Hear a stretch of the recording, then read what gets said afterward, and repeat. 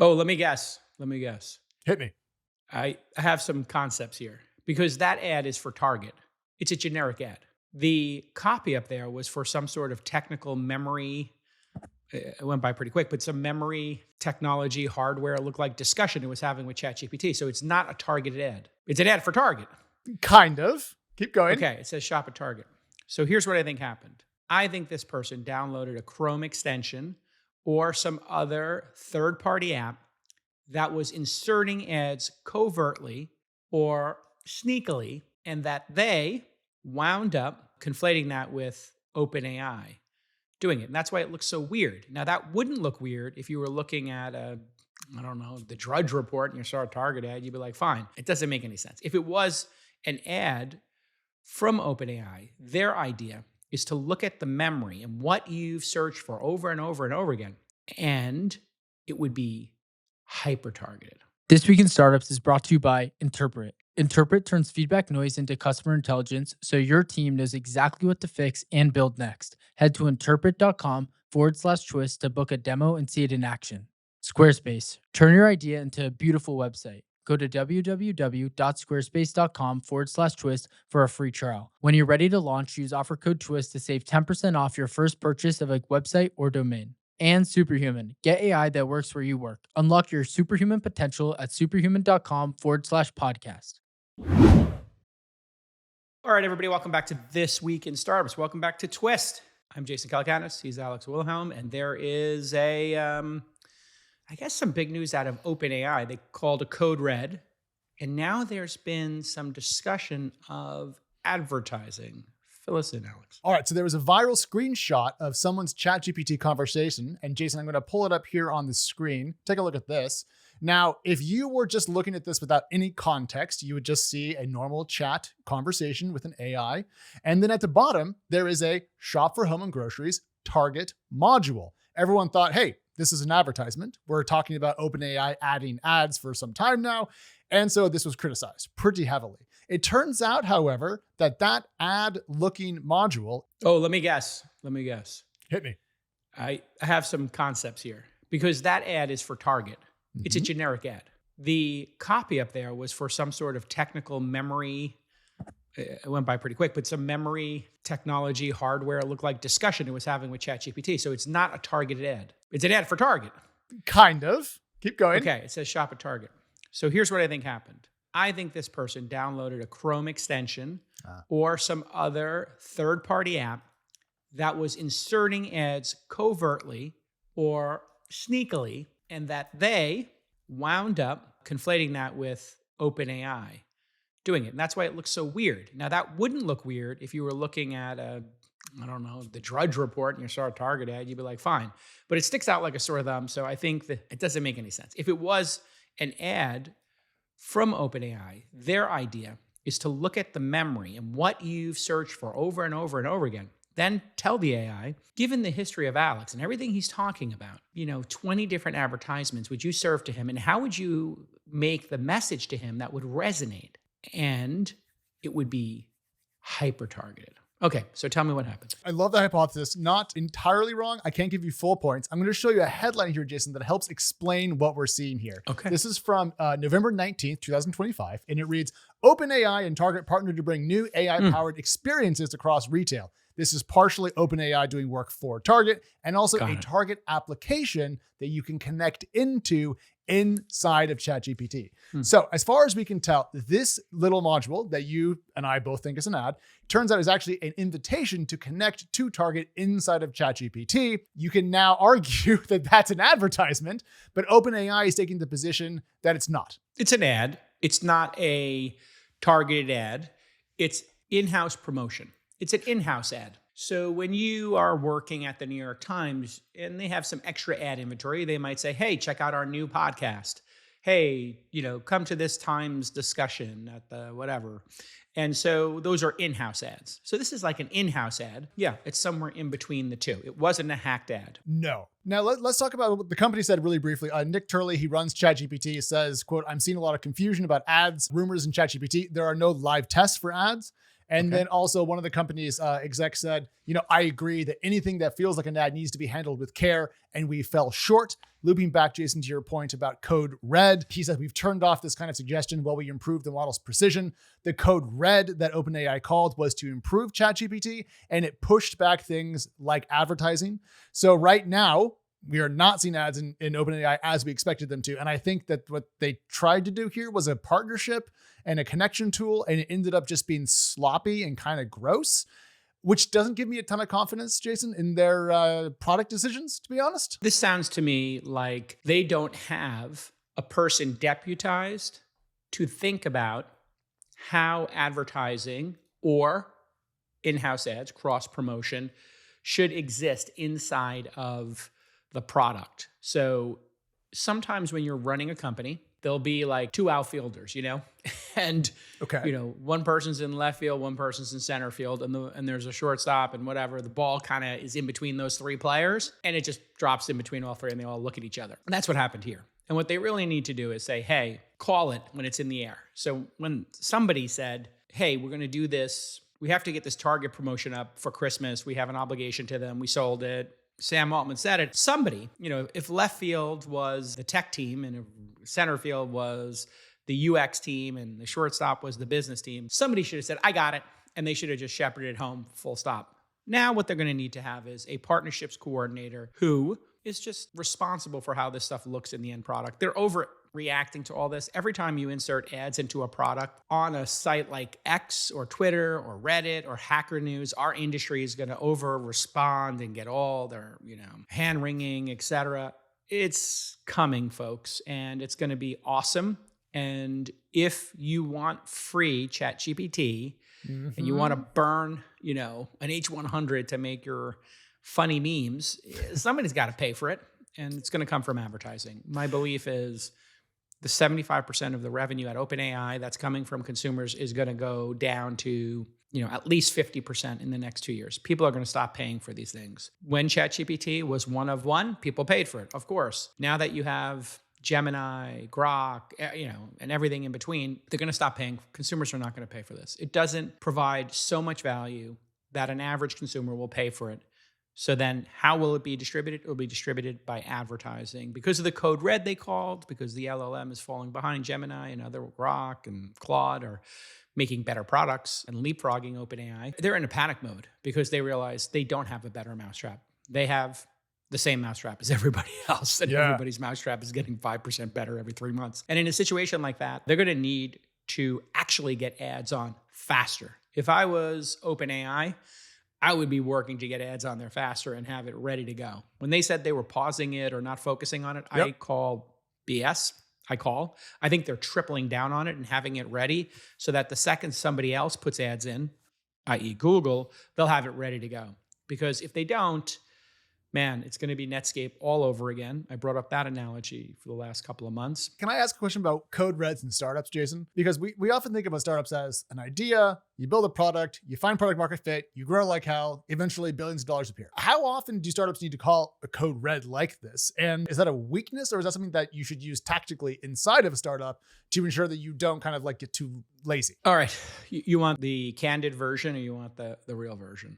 The candid, the real, or the sugar-coated? I want you to give me the one you would tell a founder on a phone call at 3 a.m. So the way founders use this is to shock the system, figure out who on the team is committed and who's not, and as a way to get results quickly. So if you call a code red and people are like, oh, I got a wedding this weekend. Oh, I'm taking my kid to Little League. I'm going to my aunt's funeral. And they consider all the things in their life, like a funeral, their children, their spouse, whatever it is. All of a sudden, you're like, okay, here's the people who are hardcore, and here's the people who are going to their, second cousin's funeral or whatever. So that is, and most people will consider this dark. There is like sort of a hardcore test implied in it. Code red. Figure out who's hardcore, figure out who's not. And you don't have to say it. It's not like you have to be like, yeah, these three people, they're not bringing it. It's like, they're not here this weekend. Okay. Everybody knows who didn't show up this weekend during a code red. There's that piece to it. There's also the piece to it. Hey, you got competitors. You could get displaced.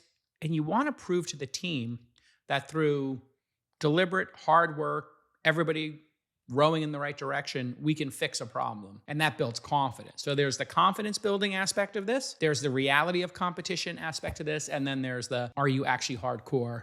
And are you in this like a Jedi, or pick your analogy, that no worldly possessions, relationships are more important than the mission of this company. Now that is going to ring to a normal, well-adjusted person as insane. You know, like if AOC is hearing this and she's like, what?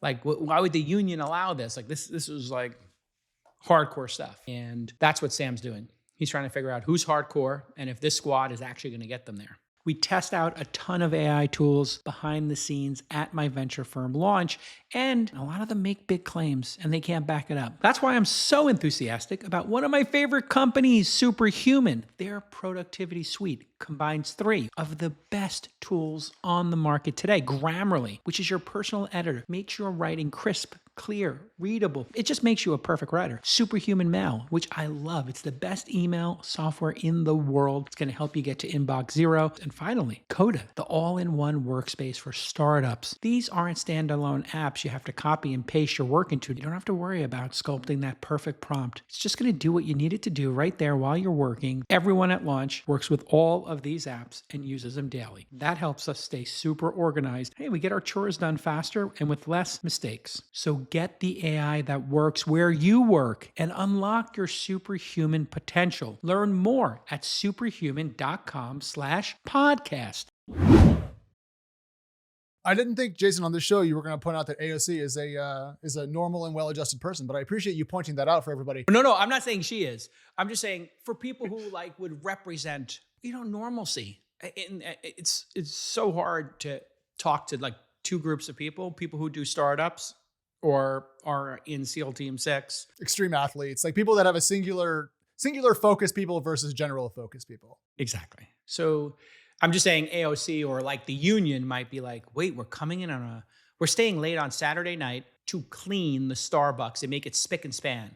And we're going to have like a barn raising. Or in my case, every Wednesday night, I have a management team dinner. And it starts at 5:30 p.m. Texas time. So at the end of our day, I bring in dinner. I bring in a nice sushi, whatever the team wants. We talk for 2 hours. It goes from 5:30 to 7:30. So, hey, yeah, you're missing dinner with your family, your loved ones. You might give up yoga if you go to yoga after work, whatever. It's like, don't work at a startup or a venture firm for a maniac who says, hey, yeah, every Wednesday, you got to give up that day. You got to be late. If you have something, you got to tell me why you're missing the management team meeting. It's like, it should be a little intimidating for a person to like tell their boss, I'm going to go to yoga and miss the management team meeting. Like there's yoga classes all the time. I think also if you opt into being an executive at a startup by, applying for the job and getting it, you are essentially ceding some of your personal life to that role. The only thing that I would throw in here as a caveat is I do always create an exception for people with kids who are sick or whatever. But apart from that, I think that makes perfect sense. Sick kids make sense. Yeah. Yeah. And if it's a life event for a kid, like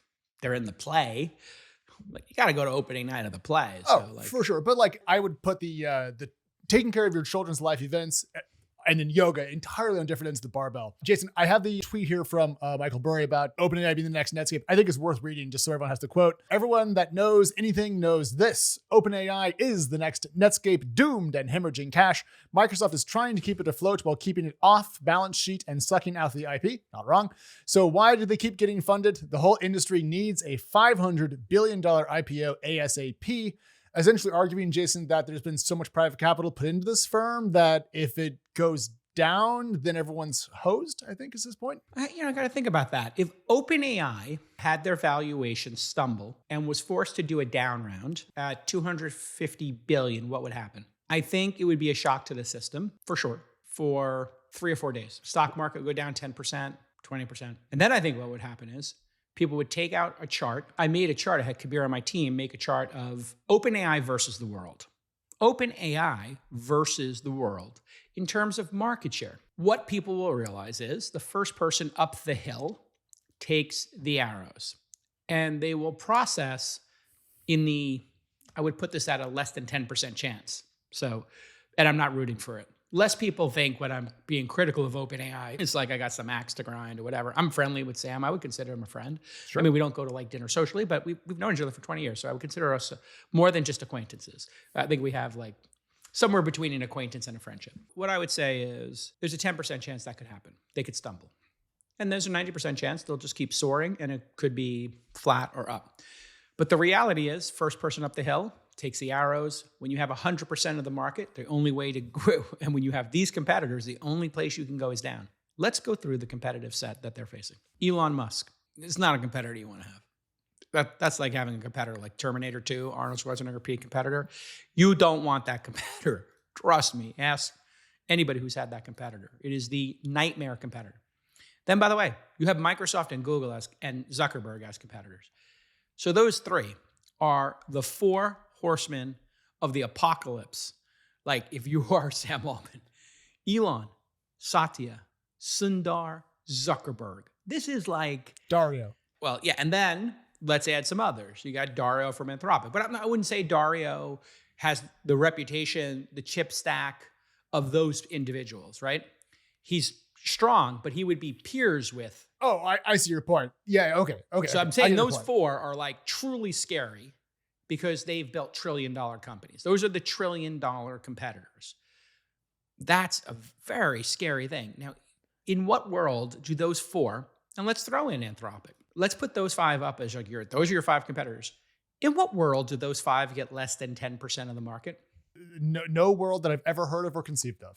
Thank you. Now let's pull up this chart we made. Everybody's seen the like trending version of this chart, which showed, 3 years ago, was a stack bar chart, and it showed all the different ribbons of, and I think it went to present. So you see the 1, 2, 3, 4, 5, 6, 7, 8, eighth bar over is present day, right? With 32% of the market being other than ChatGPT and 68% of the market being ChatGPT. Now, if you go just to 3 years ago and 2 years ago, and even 18 months ago, that was a market that was either 100% or 95% OpenAI, ChatGPT. Today, they have 2/3 of the market. Pretty impressive, right? Having 2/3 of the market. So you have to ask yourself. Incredibly impressive. Incredibly impressive. However, you yourself said those five competitors, there's no world in which they don't get 10% each. So if 10% each would be 50% of the market. So what I just did was said, okay, let's agree on that and go to 2026, 2027, 2028, and 2029. I'm going to estimate in somewhere between 27 and 28, you will see ChatGPT go to 45 to 55%. In other words, less than 50% of the market. This is percentages and market share. What this doesn't take into account is that the pie is growing rapidly. So even though they only have less than 50% of the market, they will still have a much larger business. These two things will be true at the same time.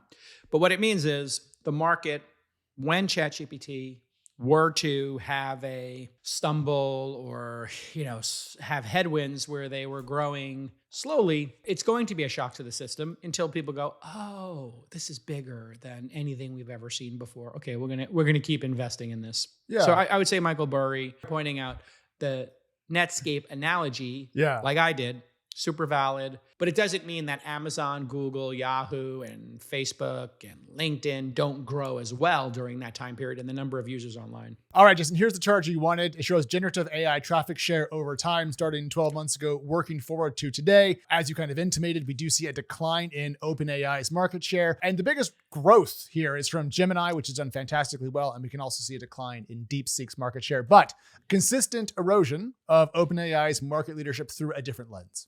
All right, very good. From some data provider online who I will remain on. This is with peace and love to all SaaS companies trying to slip in data to get customers. Your content marketing skills have no power here. You saw Slack today. I took that to heart. I'm out here shooting stuff down left and right. This is what happens when you have a podcast. The PR people, content marketing people are so good now. They're like, oh my God, we have an incredible data set. We want you to talk about us on your podcast and our SaaS product. I'm like, not going to fall for it, but we'll use your data.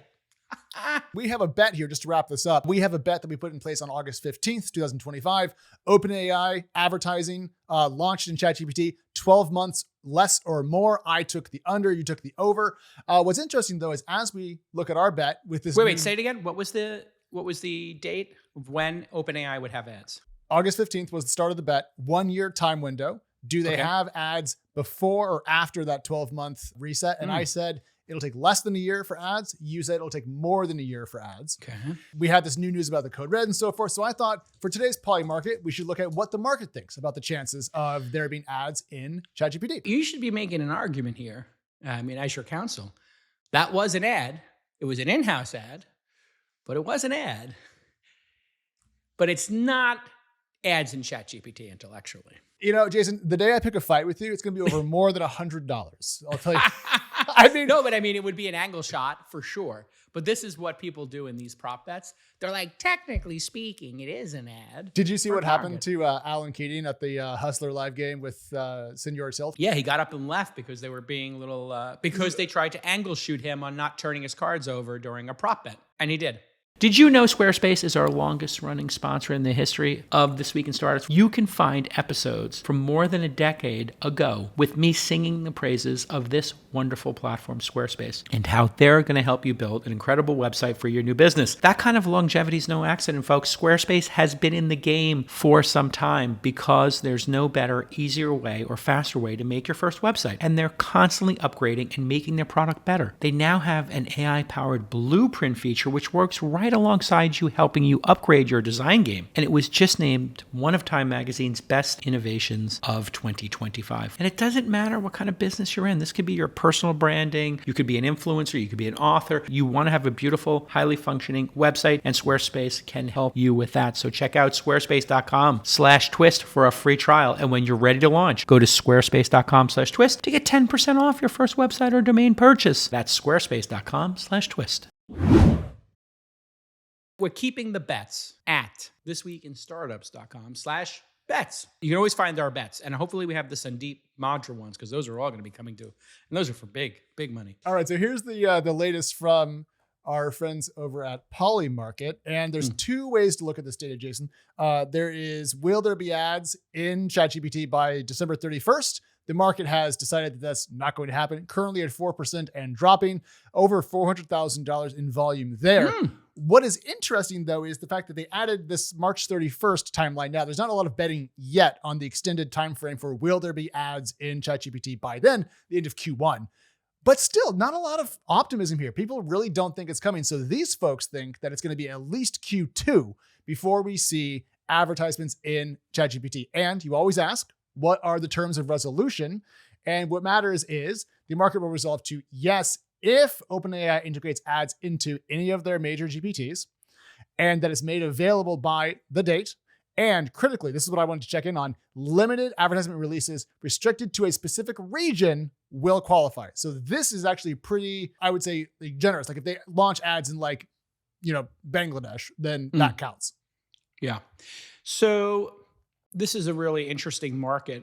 I think the challenge is going to be, and this is like a game of chicken, whoever launches ads first also will take a bunch of heat for putting ads in their product. So if you add ads, the first person to put it on a website got a bunch of heat.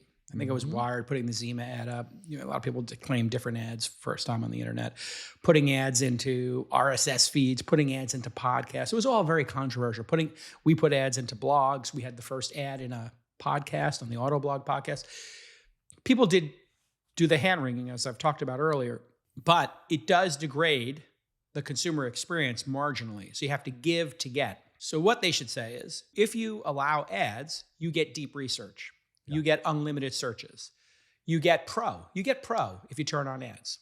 And you just have to give something at that moment in time. So in this great game of chicken, we'll see what happens. I think if I am ChatGPT, Claude, or even Google, when you do a deep research, how it says using deep research for this, come back in a minute, we'll send you a message. Like they'll even send you a notification on your phone. Yeah. That's a perfect time to say, and your deep research is being brought to you by, and then just put a little thing brought to you by your friends at LinkedIn Jobs, Chipotle, click here to start an Uber Eats order, whatever it is, DoorDash. And you can make that based upon previous searches. So that is what I think will be the winning one. This is called an interstitial in the business. So a lot of times you'll see websites now, you click on a link, and before it lets you go to the link, it shows you a survey or like a box, and then you have to hit the X or skip. Those kind of interstitials force you to just consider the advertiser for a microsecond, or in, I guess, YouTube's case, it counts down from 5 seconds.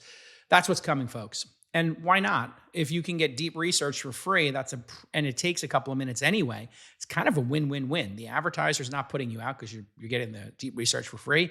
Yeah. They're going to make a nickel or a penny from Claude. They're going to be able to charge for that, et cetera. So I also think that the consumers are willing to take such an insane ad load in general. Like if you think about the ad mix on professional sports, on Amazon's e-commerce marketplace, on YouTube streaming service, people take a lot of ads and they still use the product. So a lot of money on the floor there. Next up in the docket, we're going to talk about Warner Brothers Discovery. Covered it on Friday. A lot of breaking news. I asked our dear friend Lon Harris, editorial director here at Launch, to join us. Lon, where are you at? I'm right here. This is great. The deal's closed as it looks like Netflix won and the deal's over. Everybody's very happy about it. The people who competed all said, hey, great competition. You won. I congratulate you on the win. And Mazel Tov, good luck. We've moved the Stranger Things kids into the water tower next to the Animaniacs. We're all done. Everything is... No, Alex didn't get that one. See, the Animaniacs on that old cartoon show, Alex, they lived in the WB water tower in the studio. So I'm joking. I'm just old enough to recall Animaniacs, but I wasn't allowed to watch a lot of TV growing up. It was more Jesus.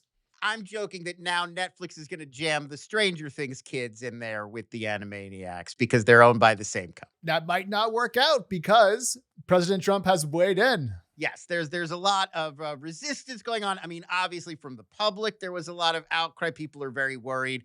They're not going to be able to see their WB movies in theaters anymore. Their Netflix is going to cancel theatrical distribution for all time.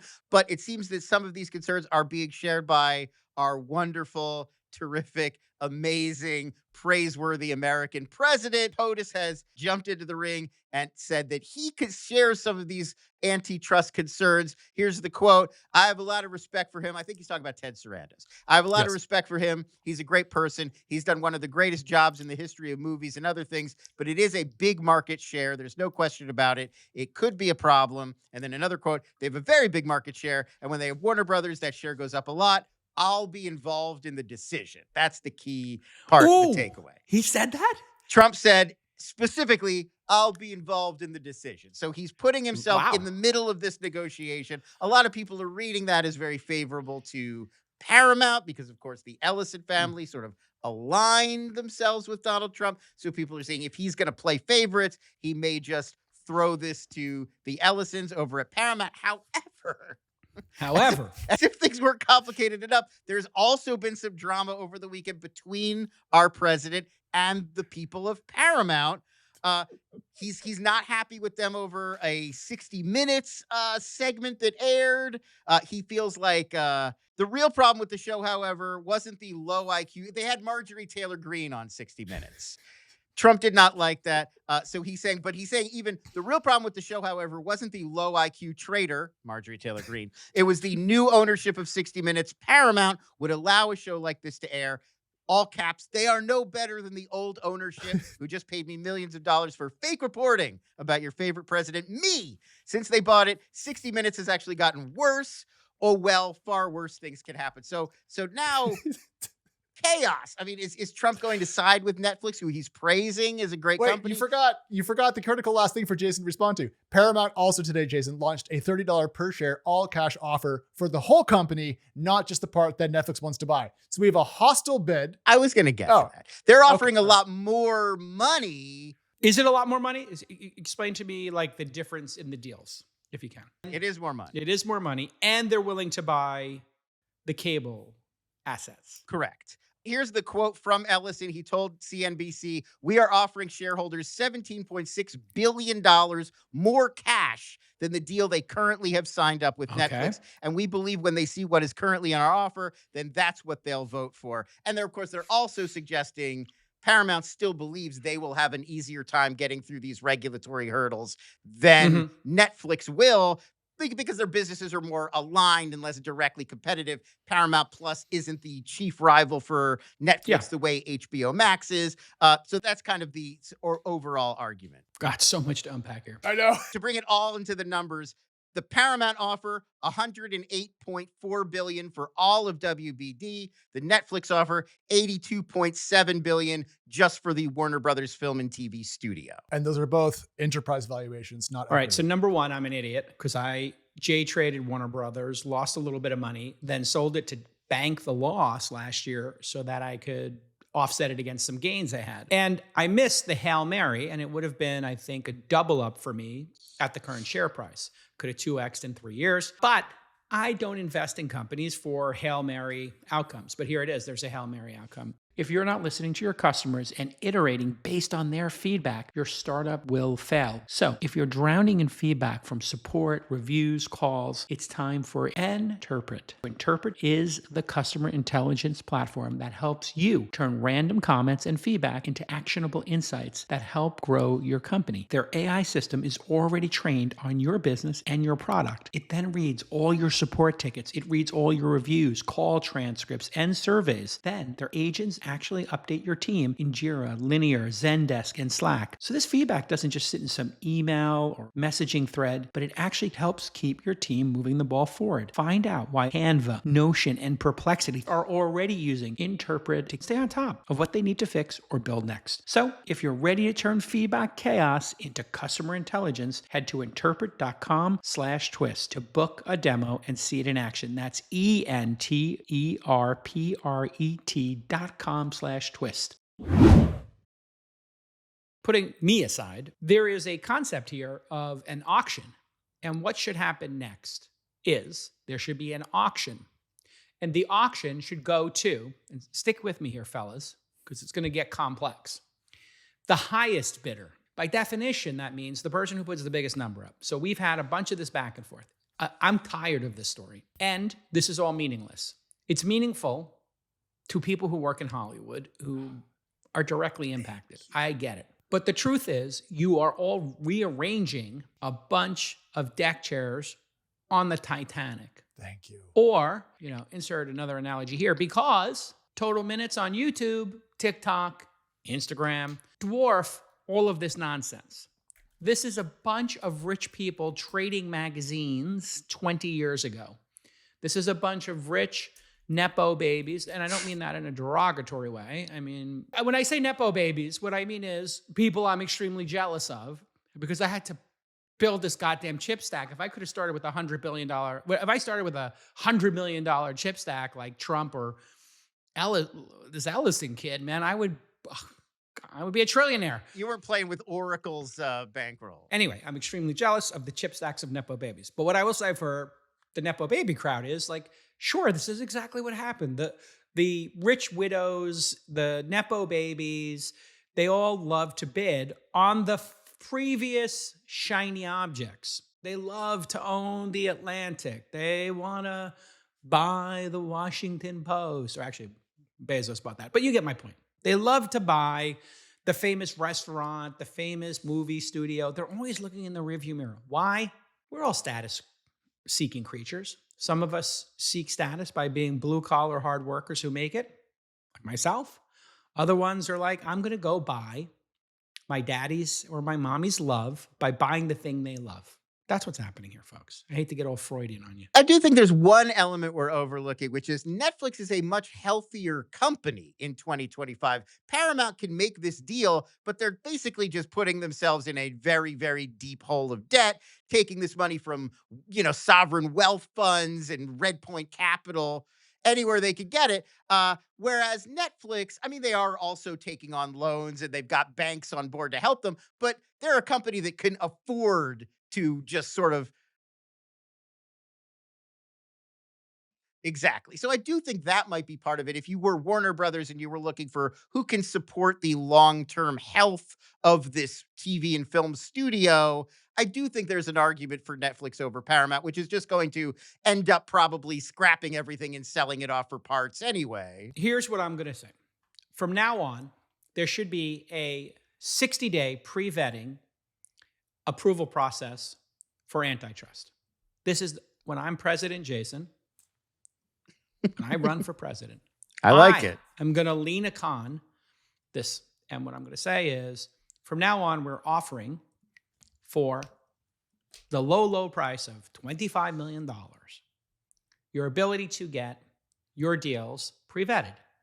So if you are Google and you want to buy YouTube, if you're Adobe and you want to buy Figma, If you're Adobe and you want to sell Photoshop, if you're Google and you want to sell YouTube, we will tell you who is going to trigger an antitrust deep review and who is not.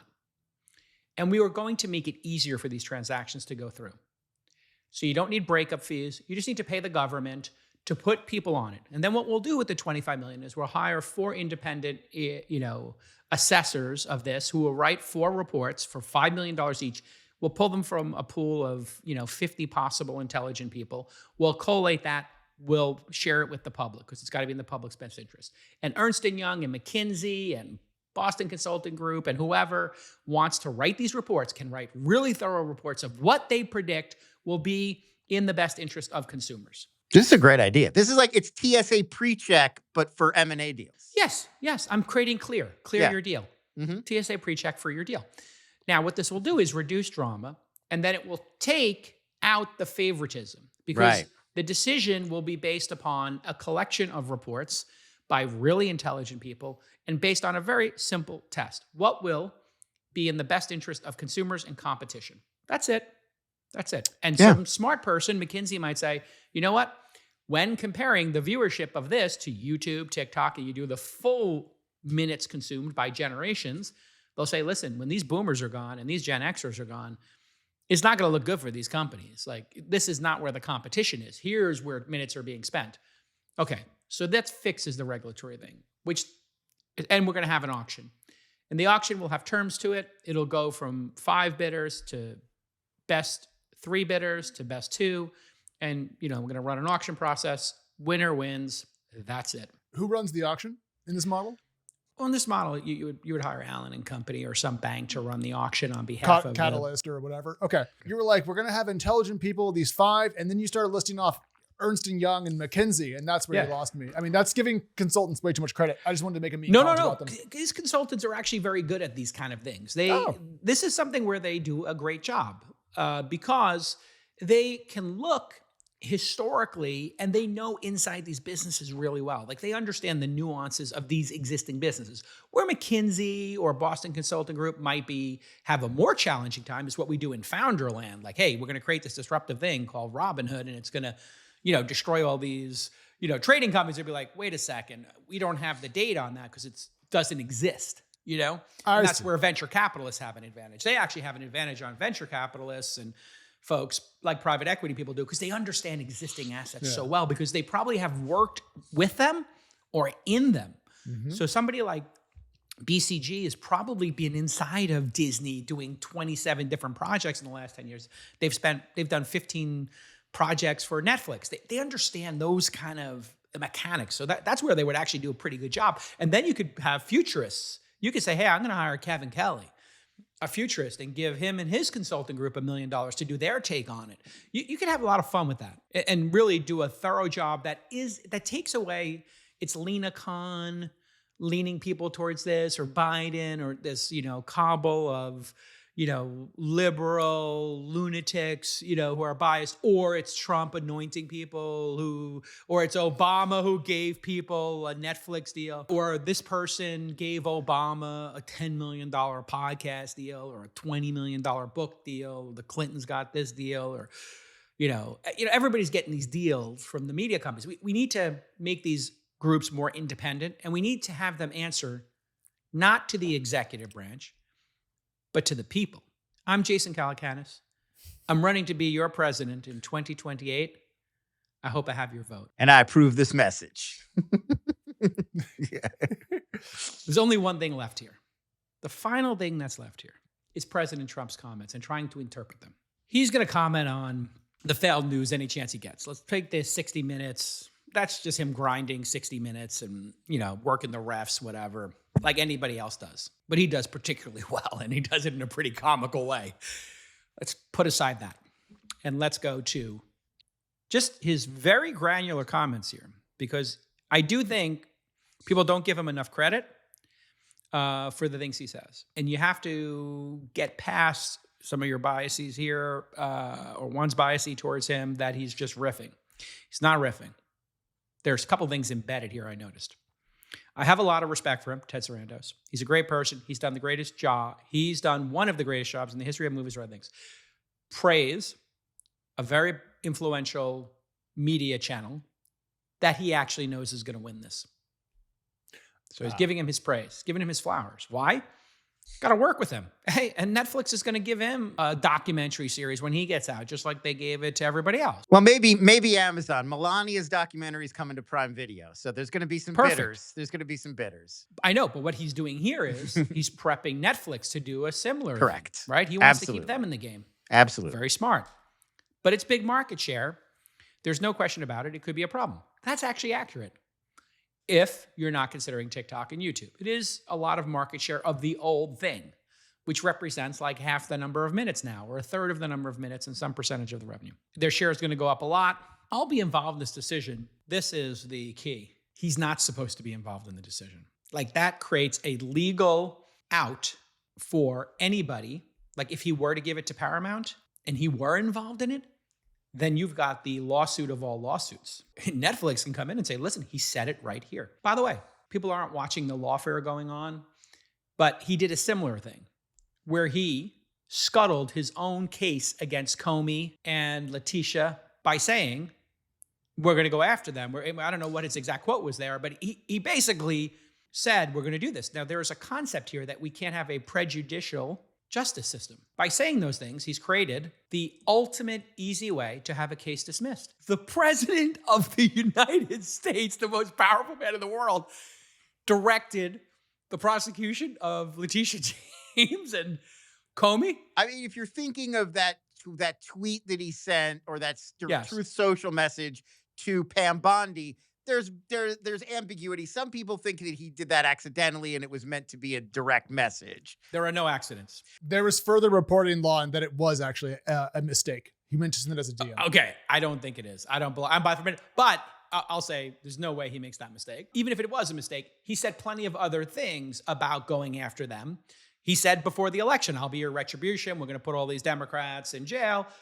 And that is why those cases recently got canceled. Like, it's the easiest out in the world, or it's among the reasons these things got canceled. It got canceled because he put it in a lawyer without having them approved properly or whatever. So Lindsay Halligan. Yeah, it's all prejudicial kind of situation. I think he's doing that on purpose here. I think he just wants this thing to be over. He's saying he's going to be involved in it. That makes it like, okay, we just got to give this to Netflix. Get this thing done. Boom. It's done. It's going to Netflix. There is a family, the Ellison family, who bought from the other family at that private transaction. That family got to make that decision because they were the primary shareholders. In this case, the primary shareholders are not a family, it's the public and pension funds, et cetera, which makes it super easy. Highest bidder, best offer. And that's what this is going to go to. Now, if the Ellisons have made the best offer, then this could get reconsidered, I guess. I don't know if this is locked up, but the board opted to go for Netflix, but now Ellison is trying to basically do a hostile takeover, go directly to the shareholders. You're getting screwed. You should go with my deal instead, and we will see what happens. The other possibility is Netflix made this offer. They got that $5.8 billion fee for the breakup. And maybe they realize like, hey, okay, I guess we're not going to get through antitrust, or maybe there's a chance we're not going to get through this antitrust. And so, let him outbid himself and overpay for the asset. There was a Puck News piece that suggested that this is all elaborate game theory by Netflix. They knew they were going to get rejected. They didn't think they were going to make the acquisition go through, but you tie up your main rival in the streaming marketplace for a year and a half, 2 years, while everything total goes distraction. Through. They can't get acquired by anyone else. They can't acquire anyone else. Yes. You're sort of freezing them out for a year or two while you continue growing and expanding. There are people in Hollywood who think that's what's going on, and this is just Netflix throwing a wrench in the work. And if you happen to get it, great. Win-win. Yeah, you either pick up your chief rival or you tie them up for 2 years, distracting everybody while you grow. Just a clarification, Netflix pays the $5.8 billion if the deal falls apart. Yeah, that's what I'm saying. Like, so they may at some point want to like not have to deal with that. So they, in other words, in the game theory, they create chaos. They get their top competitor distracted. Exactly.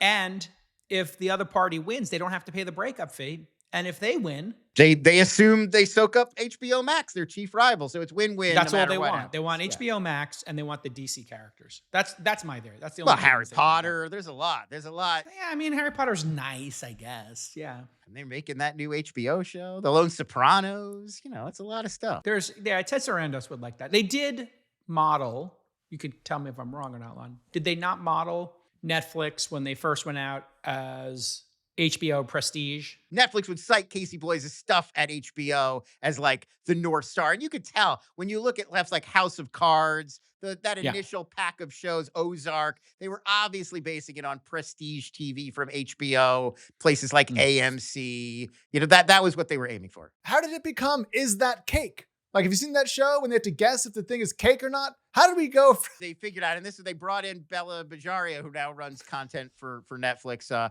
and she was like the real sort of figurehead behind this realization. A lot of people are putting on Netflix in the background while they're on their phone, while they're cleaning, while they're doing other stuff, and that a lot of the stuff that does the best on Netflix is that kind of background viewing. It doesn't, not everything has to be Squid Game. Some things people just like to kind of leave on while they're doing other stuff. It's very low impact. And those are a lot of the biggest shows. Emily in Paris, Ginny in Georgia, even like Bridgerton. It's like pretty to look at. It's not hard to follow. You can check in and out. Yes. And I noticed too, a lot of Netflix original movies and even Stranger Things started doing this. They signpost constantly so every time they get somewhere new, they're like, well, here we are, the state fair where we said we had to go investigate that clue you found, because they know you're kind of checking in and out. You're on your phone. This is because of busy. dual screen. Because of two-screen viewing, people playing chess, which I find myself doing, a chess alert comes in. Scrolling TikTok. I forget to pause, and then I was doing this with Landman last night. I was taking a bath, my back was hurting, I'm watching Landman, and I get a chess alert, and I move over, and I'm like, oh my God, what am I doing? Like, this is like such a great performance happening in this latest episode of Landman with that old guy, Sam Elliott, and I'm like, I'm missing the Sam Elliott performance of the season. So I basically pulled it back 10 minutes, put my notifications off. I was like, I need to actually soak this in, so to speak. There's your explanation for that's why so much Netflix content is that kind of, is it cake stuff? Oh, so annoying. Yeah.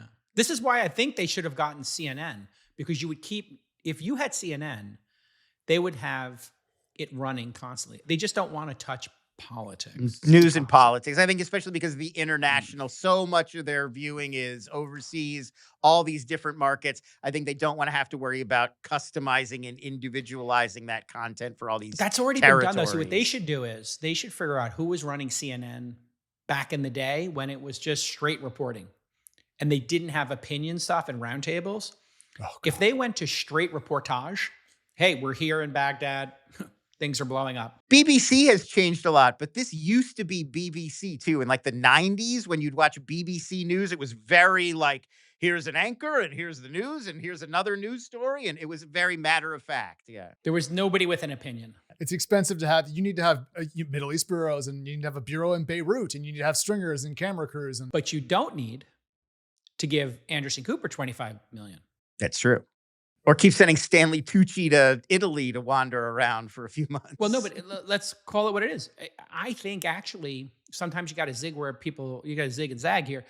When I am running Disney, I'll buy CNN or I'll launch a news network. Presidency first, studio head first, or yes, Disney head I'm going first? to do 2 jobs. Elon's got 2 jobs. You will own ABC News Studio when you have Disney. Perfect. I will make ABC News. ABC News will be ABCN. ABCN will have just reportage.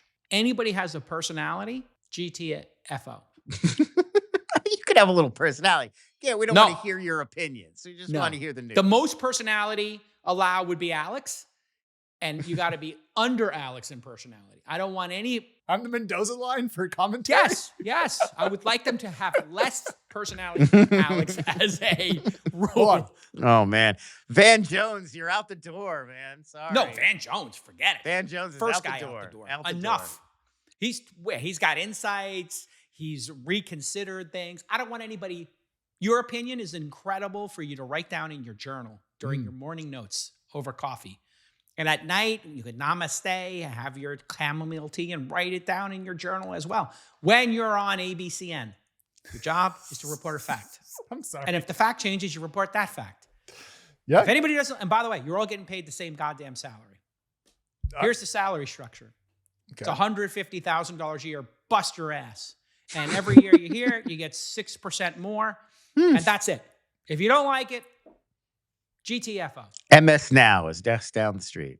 Go to MS Now. But can you imagine how amazing it would be to turn on news and just have them tell you what's happening? And it's weird that every time a new person goes in to run a place like CNN or CBS News, they always say this is the plan. Like, we're going to get away from all this commentary and talking heads arguing, and we're going to get back to more like practical, here's what's going on, current events, news you could use. And then it never quite seems to happen. It always just becomes a different person's opinionated perspective. In the same way, Lon, that I think Netflix ends up at Is This Cake? I think CNN's obvious, point of denouement is next up on our CNN panel, right? It's because it's easy, it's cheap, there's no prep required. Their new show is Tony Shalhoub traveling around the world tasting bread. This is true. Well, I mean, that's why we have HGTV. No, but Alex is right. If you get 4 talking heads with different opinions, you have them scream at each other. It used to get ratings. It was a good ratings playbook, and it was theoretically cheaper until Megyn Kelly, Tucker, Anderson Cooper. These people became expensive. These people became $25 million a year. I mean, Anderson Cooper, $20 million a year. Wolf Blitzer was 15. Jake Tapper, $8 million. I just asked producer Claude. No, I think they've all been run down now. He's not worth John it, King, man. Aaron Burnett, $6 million. Aaron Burnett, $6 million? Yeah, I mean, 6 million? she's famous. I get How it. about we get like, I don't know, the next Aaron Burnett, and if you're on air, you get paid $150,000 a year.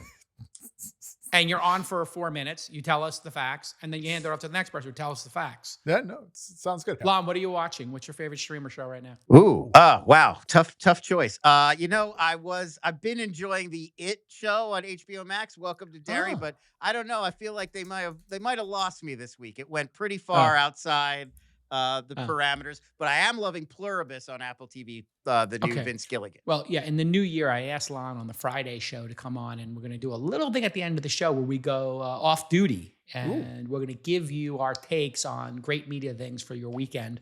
And Pluribus is my pick as well. Have you watched this now yet, Alex, or you have kids? No, but watch TV? No, I keep hearing about Pluribus, and so I'm actually, to hear Lon recommend it as well, type ready. Jason, do you think that it is a metaphor for AI? Because that's what a lot of people I think online... it is simultaneously. I know they said it isn't. It is a metaphor for AI, the singularity, socialism, democracy, and the end of the American empire. All of these things. Wow. Yeah, there's a lot going on. It's a really interesting perspective. But once I started thinking about, is this an allegory for AI? A lot of stuff fits. Like the way that the humans talk to one another now has a very ChatGPT kind of sensibility logical, to it. sycophantic, everything. Right. They're always like, oh, Carol, we love you so much. That's such a great idea. We want to help you. That's a great idea. Let's workshop it. Yeah, I mean, it's always the same, AI. It's AI slop. Right. To the its world has become a form of AI slop in a way. Yeah. It is AI slop. And one of the characters is living in the ultimate AI slop, right? In Vegas. It's unbelievable. But I would say the protagonist to me represents America. I have a slightly different take. I think it represents personal freedom, American exceptionalism, self-determinism, and how messy it is. And then the collective represents socialism. I think it's also, I think that makes a lot of sense. I think in a lot of ways, it's just about that feeling of feeling alone. The entire world is on board with something, and you personally feel like you're not a part of it. I love that too. The rugged individualism of like, hey, I still want to read a book. I want to make my own breakfast. Yeah, but even in a way, like the feeling of being depressed or that feeling of being isolated, where like the whole world is sort of like that. It's a very human thing. And I think you could almost apply it to any scenario. It's just about that emotional state of feeling alienated. If they stick the landing in the next 3 weeks, I think this is going to be one of the top 5 shows of the new century. It's been spectacular. And it's coming back. We already know it's coming back for season 2. Well, it has to come back. I mean, even if they fumbled it, like Lost did in the end, but it's kind of like a better version of Lost in some ways. It's a more intellectually rigorous version of Lost, where Lost, they were like, yeah, let's just do something weird. And they're like, what? It's a hit? We thought we were going to get canceled like everything else. They know the ending of this. This is going to be a 4-series, 5-series max arc. Yeah, They're I feel like they're gonna Gilligan stick has it. an idea of where he's Oh, going. he does. He's not winging it. No. I think last thing I wanted to talk about here that I think is kind of interesting is that a PR guru who I don't think I've ever had the pleasure of meeting, but she wrote the Go Direct manifesto, which I think actually I get credit for, but okay. I think she probably rewrote my ideas. I don't know let's see when this manifesto came out about going direct, because 24. Yeah, no, she gets no credit for that. Sorry. I created that, going direct. Okay, but whatever. But explain to us what's going on here. A PR person, I do find this fascinating. A PR person is starting a venture firm. That's really fascinating. Lulu worked at a number of large technology companies in a comms role. She eventually left that, did a lot of talking in public, founded her own firm called Rostra, which is named after a part of Rome where they stood on old bits of ships and talked to the public. And her big pitch has been, go direct, don't use intermediaries. Now, what she has done, as Jason just alluded to, is put together a firm, a $40 million vehicle to go along with that, essentially, as far as I can tell, investing in the companies that she works with. And she told Axios, the quote, storytelling is alpha, investing complements Rostra's work because narrative and capital both compound. And then she says this thing, which I've heard from a lot of other people, we'll talk about in just a second. Right now, it's easier than ever to build new things and harder than ever to get people to care. So her argument is that building stuff a little bit easier than it was. You can code faster. I don't know, vibe code, whatever you want. No, you definitely build startups, but telling the story is like a big part of it, right? Yeah. We'd all agree. So I was thinking about this story, and I know a couple of other examples that come right to mind. First one is Day One Ventures. This is founded by Masha Boucher. Actually, I know her back from my San Francisco days, and she has put together a firm from her comms practice. So she runs her own venture firm and has raised not just one, but two, but three funds, Jason, each of increasing size. 20 million, Great. 52, and then 150. Amazing. Yeah, she was in Truebill at a $15 million valuation, sold to Rocket for 1.3. So some success there. There's another firm, VSC Ventures. This is part of an arm of VSC, another comms shop. And they also, again, stress the importance of getting attention for products. So not the first, not the second, but the third time we've seen this trend of essentially service providers building venture capital funds. I like it.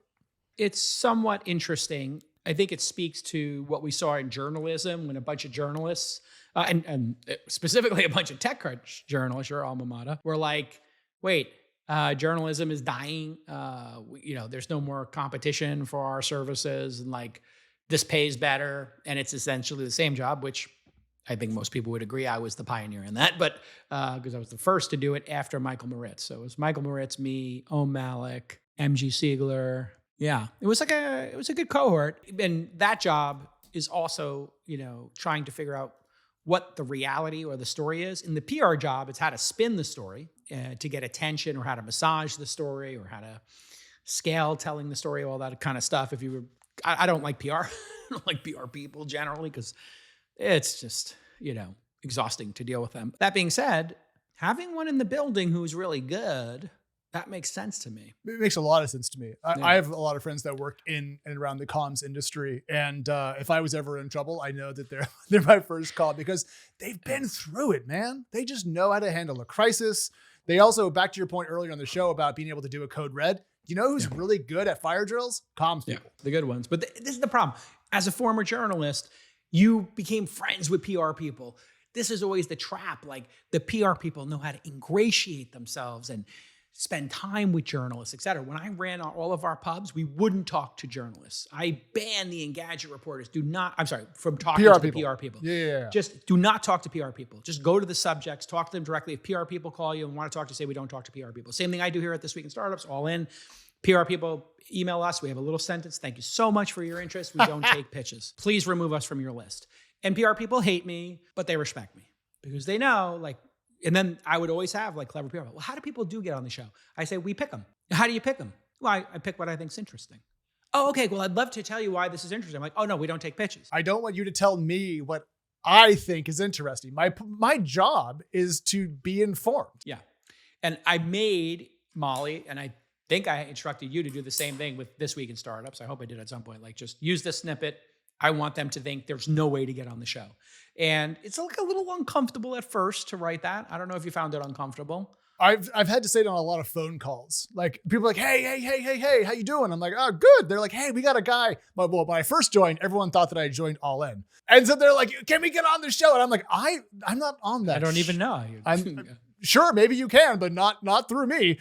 And eventually people figured it out. And then they stopped trying because I kept saying things like, no, and we don't do that. And also we don't want to fake interest in somebody, like I don't want to have someone come on the show and be like, I'm not compelled by this, Jason. Let's talk to them for 15 minutes. The only thing that can happen is sometimes like somebody's like, I do Michael Dell's book. And I'm like, well, Michael Dell's a hero or whatever. And I'm like, yeah, just tell Michael to reach out. And they're like, okay, well, he doesn't do that. I'm like, and then I just said, okay. And they're like, okay, so he's going to be on the show. I'm like, no, I just told you, if Michael Dell wants to come on the program, tell him to ping me. He knows how to get me. And like, of course, like, what are we doing here? Like, if you're pitching me a friend of mine or somebody who's been on the show, like, you didn't even know they've been on the show or that we have a relationship. Like, what are you doing, PR people? PR people are just, 90% of them are just dumb. They're just low IQ. 90%. Alex is like, sure. I don't know. What am I going to do? Interrogate that and argue that's 75? I mean, no matter what, I look like an asshole. I want to point out, though, that everything you're saying underscores Lulu's philosophy. She thinks that you should go around intermediaries, be they PR people or... She cribbed my go direct strategy. Other notable venture capital firms started by non-traditional folks. Harry Stebbings and 20VC has invested in Poolside and Merge.dev, a couple of Twist 500 companies.